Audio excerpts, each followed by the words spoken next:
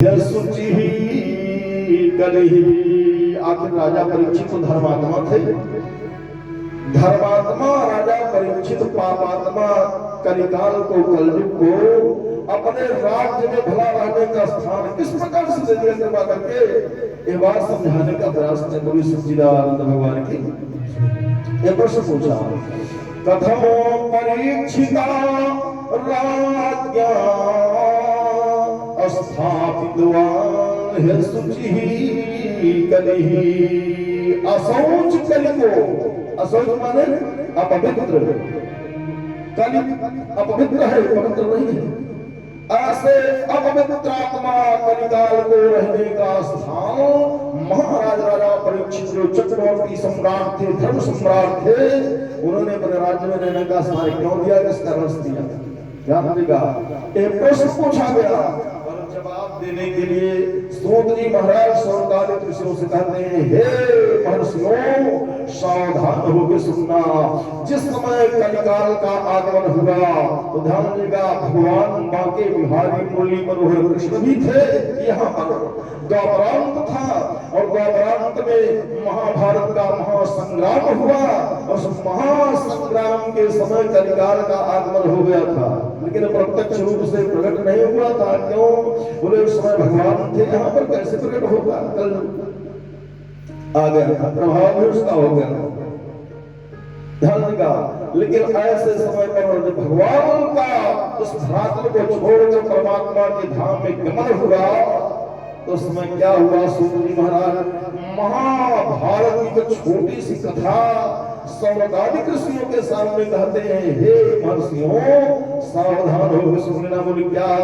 कहा यदा वृद्धे अरे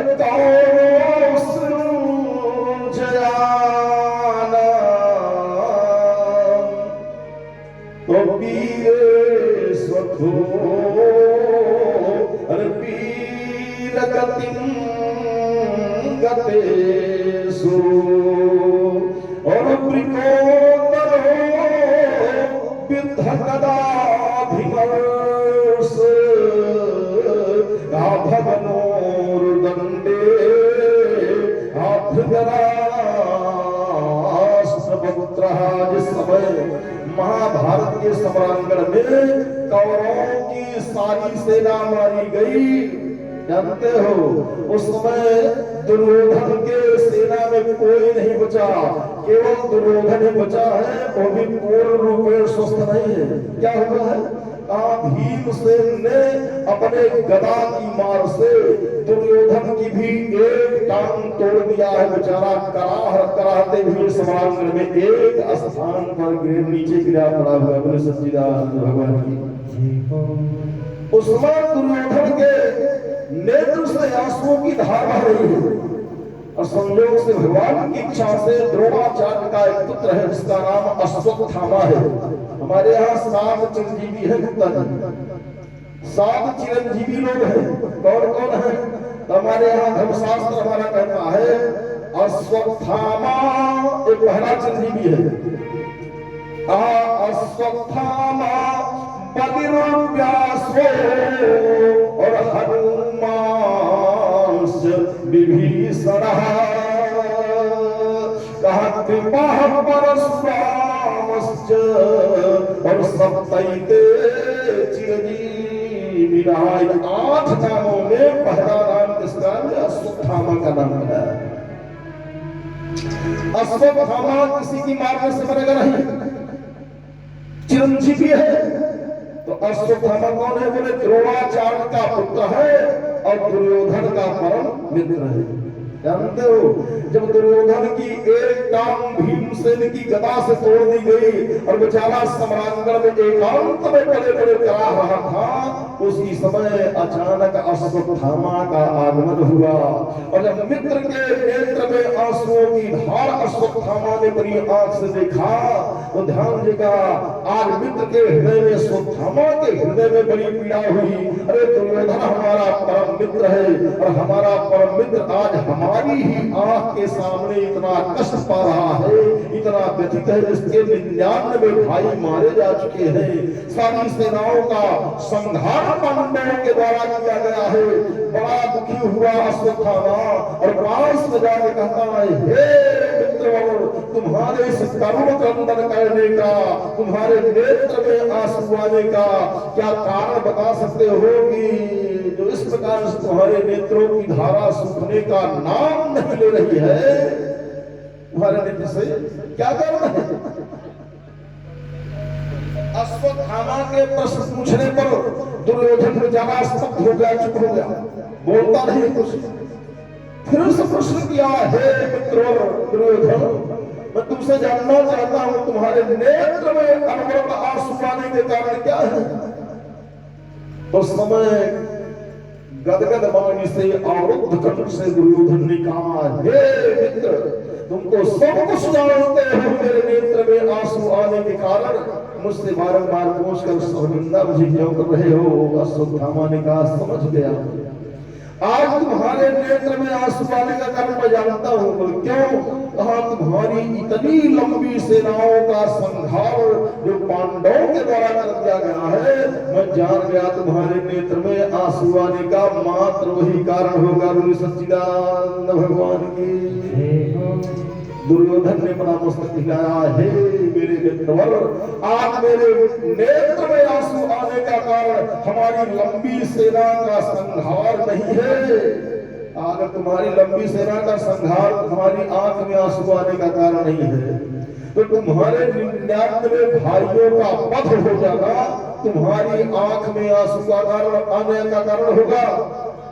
दुर्योधन ने फिर से मस्तक हिलाया, कहा, मेरे मित्र, मेरे नेत्र में आंसू आने के कारण हमारे भाइयों का वध भी नहीं है।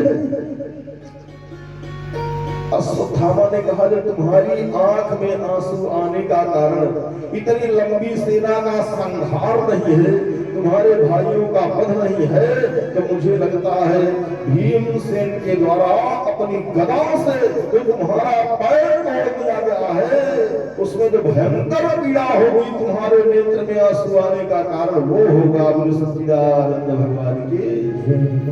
उस समय भी दुर्योधन ने बड़ा मस्तक हिलाया, हे मेरे मित्र, आज मेरे नेत्र में आंसू आने का कारण वो भी नहीं है। डाल देगा आज अश्वत्थामा कहना है, हे मित्रों, आप हमारे मित्र हो, आप हमारे सखा हो, अगर तुम्हारे नेत्र में आंसू आने का कारण डाल देगा लंबी सेना का संहार नहीं है, तुम्हारे भाइयों का वध नहीं है, भीमसेन के द्वारा तुम्हारी टांगों का तोड़ना नहीं है, तो मित्र होने के नाते मैं जानना चाहता हूं। क्यों? इसलिए कि धर्मशास्त्र कहता है, अगर सही सही कोई मित्र हो गुप्ता जी, तो मित्र कैसे होना चाहिए? हमारे यहाँ रामायण में तुलसी बाबा ने बहुत बढ़िया मित्र की परिभाषा लिखा है, कहा न पीत दुख बोले हो ही दुखारी, अरे तीन ही बिलो जो मित्र के दुख को देखकर दुखी नहीं होता है, ऐसे चंडाल प्राणी को देखने से भी महापाप लगता है। बोले सच्चिदानंद भगवान की। और वो प्राणी ध्यान का शास्त्र कहता है, ऐसा अधम प्राणी जो मित्र द्रोही हो नरक में कितने दिन तक निवास करता है? तो हमारे धर्मशास्त्र में लिखा गया है, कहा मित्र द्रोही कृतघ्नश्च, बोले महाघातक पातकः, कहते नराः नरकं यान्ति यावत् चन्द्र दिवाकरः। ऐसे प्राणी नरक में तब तक निवास करते हैं जब तक आकाश में सूर्य और चंद्रमा का वास रहता है। कैसे प्राणी? कहा जो मित्र द्रोही हो, अकृतघ्नी हो। कृतघ्नी मान जानते क्या होता है? किए हुए उपकार को न मानना। ये कौन है? ये कृतघ्नी है। ऐसे कृतघ्नी प्राणी जन्म जन्मांतर कल्प कल्पांतर जुग जुगांतर इनका वास नरक में ही होगा। तो सच्चिदानंद भगवान की इसलिए हमारा धर्मशास्त्र कहता है, हे दुनिया के प्राणियों सावधान होकर सुन लेना। बोले क्या कहा, जय मित्र दुख हो ही दुखारे, जय मित्र हो ही दुखारे,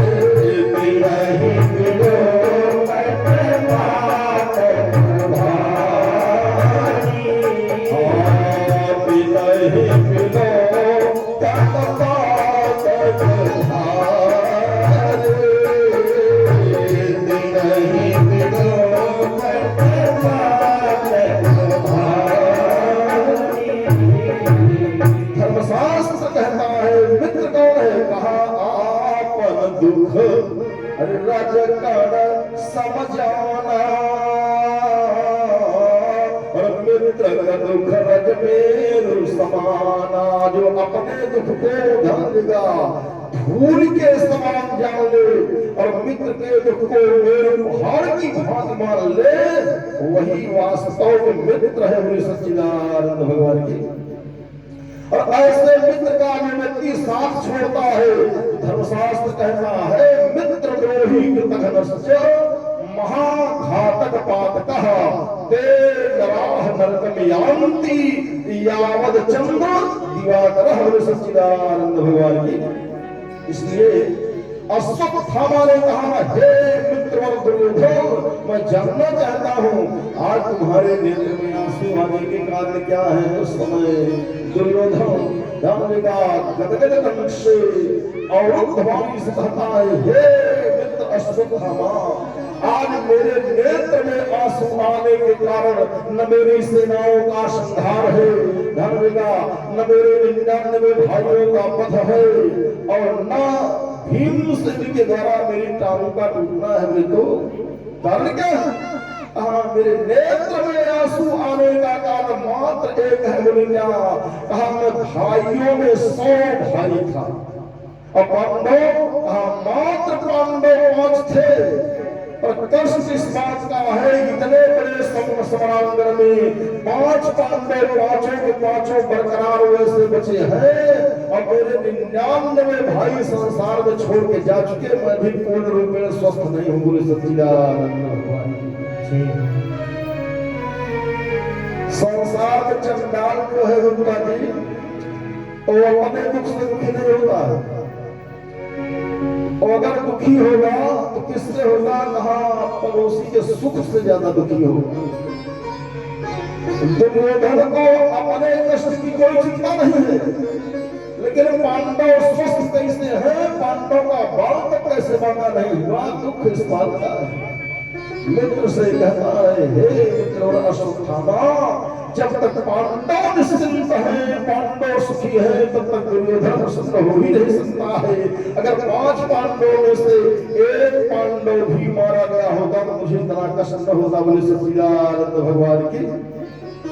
उसी समय अपने मित्र की बात सुनकर के सूत जी महाराज सौनकादि ऋषियों से कहते हैं, हे महर्षियों, अपने मित्र की बात को सुनकर के हाथ में अपने खंजर उठाया, धनुष फाड़ लिया और अपने मित्र का प्रिय काम करने के लिए जानते हो रात्रिकालीन बेला में पांडवों के शिविर की तरफ प्रस्थान किया। अपने 60 पुरुष सैनिक लेकर के वृंदावन बिहारी लाल के पांडवों के शिविर की तरफ से समय जानने का आज प्रस्थान हुआ। सुधामा का संयोग से भगवान की प्रेरणा से रात्रिकालीन बेला में पांडवों के शिविर में न तो पांडव थे और क्या कहते हैं, जो भगवान माँ के बिहारी मुरली मनोहर कृष्ण थे। जानते हो पांडवों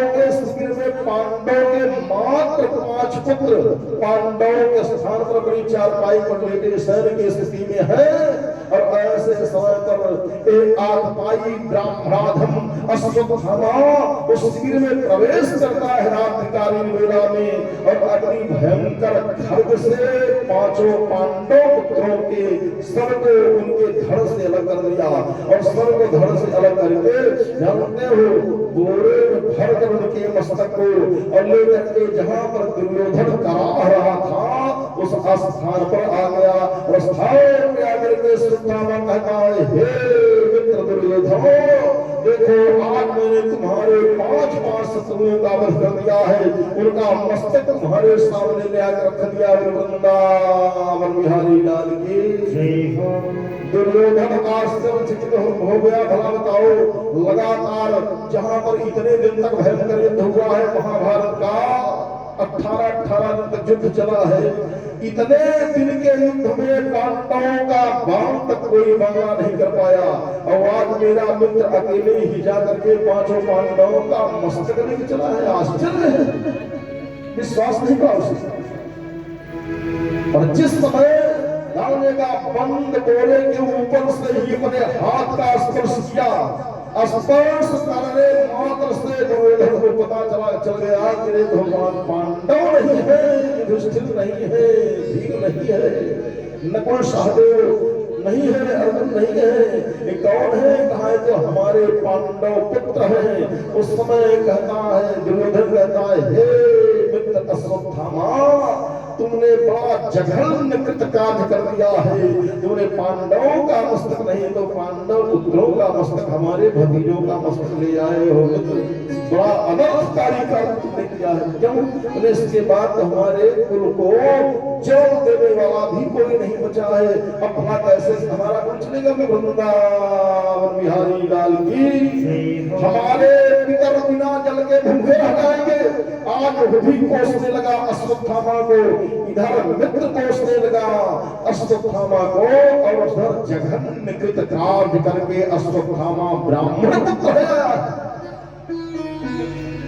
सूत जी महाराज सोमनाथ ऋषियों से कहते हे महर्षियों इधर आज दुर्योधन के द्वारा अश्वत्थामा को फटकारा गया उसको कोई शाबाशी नहीं मिली और उधर क्या हुआ कहा जिस समय पांडव अपने शिविर में आए तो देखा क्या कहा पांडव पुत्रों के मस्तक धड़ से अलग है जानते हो पूरा स्थान लहूलुहान हुआ है और इनके शरीर में प्राण पखेरु हुआ है मस्तक ही गए प्राण पखेरु भास रहे वृंदावन बिहारी लाल की ऐसे समय पर ध्यान देगा द्रौपदी भगवती अपने पुत्रों के मस्तक को देखकर मूर्छित होकर धरती पर गिर गई और करुणंदन करने लगी चित्कार करने लगी आज पांडव भी मस्तक पीट कर विलाप करने लगे रोने लगे ध्यान देगा मानो सोम का वातावरण चारों तरफ फैल गया भगवान कृष्ण का भी वहां आगमन हुआ और ऐसे भगवान कृष्ण के आ जाने पर गांडीवधारी अर्जुन ने द्रौपदी को समझाते हुए कहा हे कृष्ण हे देवी द्रौपदी रोने की आवश्यकता नहीं चिंता मत करो जिस चंडाल प्राणी ने मेरे पंच पुत्रों का वध किया है निरपराध पुत्रों का वध किया है आज मैं तुम्हारे सामने संकल्प लेता हूँ सुबह होते सायंकाल बेला होते होते ऐसे चंडाल प्राणी का मस्तक उसके शरीर से अलग करके तुम्हारे पास ले आऊंगा पकड़ तुम्हारे पास ले आऊंगा दंड मैं नहीं पांडव नहीं भगवान स्वयं नहीं दंड आपको निर्धारित करना होगा जो सच्चिदानंद भगवान की अंतिम दंड उसका यही होगा जानते हो अर्जुन ने मेरे हाथ में गांडीव लेकर के प्रतिज्ञा किया और फिर भगवान कृष्ण का आगमन हुआ भगवान कृष्ण में कोई दिक्कत नहीं है महाराज अर्जुन ऐसे चंडाल प्राणी को पहले पकड़ के ले आओ आज अर्जुन जी महाराज ऐसे चंडाल दुष्टात्मा प्राणी को पकड़ने के लिए जानते हो सुबह के ही समय में हाथ में गांडीव लिया बांध लिया और निकल पड़े उसे ढूंढने के लिए खोजते ध्यान देगा चतुर्थ प्रहर में आज अर्जुन जी अश्वत्थामा को पकड़कर गधे पे रस्सी बांधकर और गधे की भांति घसीटते हुए लेकर के पांडवों के शिविर में इनका आगमन हुआ वृंदावन बिहारी लाल सूत जी महाराज शौनकादिक ऋषियों से कहते हैं, हे महर्षियों, जब गधे की भांति घसीटते हुए ब्राह्मण का पुत्र अश्वत्थामा का आज पांडवों के मध्य में ले आया गया, जहाँ भगवान भी है और द्रौपदी भी है, जिनके 5 पुत्रों की हत्या कर दी गई है। तो सबसे पहले अर्जुन ने द्रौपदी से पूछा, हे देवी द्रौपदी, बताओ यही तुम्हारे 5 पुत्रों का वध करने वाला वो आत्माई ब्रह्मात्म है? बताओ इसके साथ में कौन सा व्यवहार करना चाहिए? पहले एक गाना गाया जाता था पिक्चर में, और गाना क्या गाते थे, कहा मार दिया जाए कि छोड़ दिया जाए, बोल तेरे साथ क्या सलूक किया जाए। मानो अर्जुन का मत है, हे देवी जी, तुम्हारे सामने तुम्हारे पुत्रों का वध करने वाला आ गया है, तुम्ही को ही निर्धारित करना होगा इसका दंड, इसे मार दिया जाए, छोड़ दिया जाए। अगर आज माताएं होती है और इनके लड़का के हुए को चट्टा मारते हो, मारने वाले को इनके सामने पकड़ के ले आ खड़ा कर दिया जाता और इनसे पूछा जाता, भाई तुम्हारे बच्चे को उसने एक थप्पड़ मारा है, बताओ इसके साथ कौन सा व्यवहार करना चाहिए? तो कहती इसको कम से कम 5 थप्पड़ लगाना चाहिए, बोले वृंदावन बिहारी लाल की। लेकिन द्रौपदी के पुत्र का वध करने वाला अश्वत्थामा सामने आके खड़ा हो गया। अर्जुन ने पूछा, देवी जी आप बताओ, मार दिया जाए कि छोड़ दिया जाए, क्या कौन सा दिन इसके लिए निर्धारित कर रही हो? उस समय देवी द्रौपदी आंख में आंसू लेकर के भगवान कन्हैया के सामने कहती है, हे वासुदेव कृष्ण, सावधान होकर सुन लेना। बोले क्या? कहा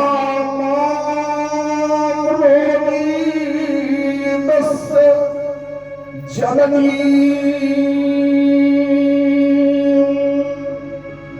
एक मत मैं हूं, मेरे पुत्रों का वध हो गया, मेरे आंख के आंसू सूखने का नाम नहीं ले रहे हैं। अर्जुन से कहती है, हे पार्थ, जिसे तुम पकड़ के ले आए हो, एक मां का पुत्र भी है और मां सामान्य नहीं है। तो जिन गुरुदेव ने तुम्हें धनुर्विद्या में पारंगत किया है, बड़ा सुंदर पाठ पढ़ाया है, तुम्हारे पंच पांडवों को शिक्षा दिया है, दीक्षा दिया है, ऐसे तुम्हारे गुरुदेव की पत्नी है, एक कहां का न्याय है? एक गुरुदेव की पत्नी जिनके बेचारी पतिव्रता है, देवी है, पतिव्रता है, उसने कोई अपराध भी नहीं किया है, अपराध किया है उसके पुत्र ने, और फल उसकी माता को भोगना पड़ेगा। अरे रामचरितमानस में भी तुलसीदास बहुत बड़ी बात था, क्या? और करे अपराध को और पार फल भोग, पाप कोई दूसरा करता है, अब फल कोई दूसरा भोगता है। और करे अपराध को और पार फल भोग, कहा अति विचित्र भगवंत गति को जग जाने जो। भगवान की गरीब गति बड़ी विचित्र है, कौन जान सकता है? द्रौपदी ने कहा अपराध किया है इस चंडाल ब्रह्मणात्म ने, और फल इसकी माता को भोगना पड़ेगा। मैं तो कहना चाहती हूँ, क्या कहा माम रोगी दस्य जननी ज्योति गौतमी पति देवता, मैं इसकी माता के नेत्र में आजीवन आंसू नहीं देखना चाहती हूँ। तो पतिव्रता देवी हितपरायणा द्रौपदी की बात को सुनकर अर्जुन को बड़ा खराब लगा। भरता हो, अगर तुम्हें यही निर्णय करना था, यही न्याय करना था, तो मुझे इसके पीछे सुबह से लेकर शाम तक दबाया क्यों? भीमसेन को भी बड़ा खराब लगा। अरे इसका तो पता चलना चाहिए। भीमसेन ने कहा द्रौपदी की बात मुझे मान्य नहीं है, भगवान की तरफ घूम गए। भगवान से प्रश्न किया, प्रभु एक बात बोले, क्या कहा निर्णय आपका मान्य होगा, आप बताओ, ऐसे चंडाल का, ऐसे ब्रह्माधम का वध करना उचित होगा, इसे छोड़ना उचित होगा? बोले सच्चिदानंद भगवान की। हमारे भगवान का न्याय बड़ा विचित्र है, ध्यान देगा बंधु। भगवान जो कुछ करता है वो ठीक करता है, लेकिन अच्छा हो जाए तो हम अपने फायदे के नाते कहेंगे भगवान ने बड़ा सुंदर हमारे साथ काम किया। अब थोड़ा सा गड़बड़ हो गया तब कहने लगे भगवान ने सारा कुछ बिगाड़ दिया हमारा। बोले सच्चिदानंद भगवान की। सब कुछ बर्बाद कर दिया। राम बनगमन हो गया, जानते हो। कैकेयी ने भरत से कहा, हे कुमार भरत, मैंने सारा काम बना लिया है, लेकिन थोड़ा सा काम विधाता ने बीच में बिगाड़ दिया। बोले सच्चिदानंद भगवान की। भरत जी ने पूछा, माता जी जो तूने काम बनाया है, बना हुआ काम पहले बताओ कौन सा काम बनाई हो, जानते हो, और उसके बाद बिगड़ा हुआ काम भी बता देना। कैकेयी कहती है, हे पुत्र भरत सावधान हो सुनना। बोली क्या कहा? तात अरे बात में सकल सवारी तात